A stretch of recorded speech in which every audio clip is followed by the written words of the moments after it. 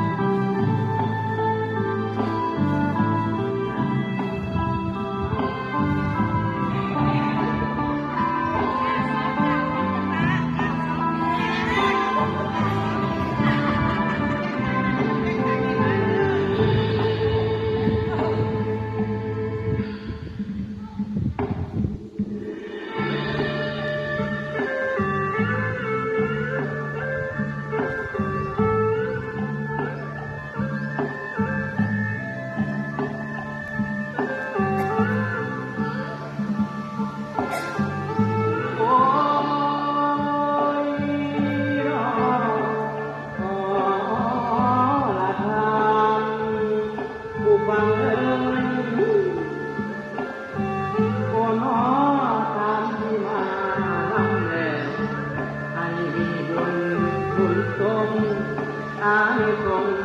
ให้สมดำพาไทยลานาลานา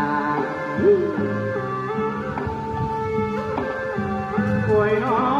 ปล่อยทานนันใดสมดังพาพรไทยตามที่ฉันแถลงไขกล่าวว่านอกเท่านี้ขอให้มีทนหาเจอทางบัวทุกคนลานาสันเอ่ยสันเอ่ยโอ้ยน้อด้วยกุศลคนทำทานที่ทำหลอกเท่านี้ขอให้มีบรรดาเพียงยังพระจันทร์มือสิบสีขอให้มีสุขเลิศล้ำให้มีสุขเลิศล้ำคาถาเจ้าอยากเข้ามอง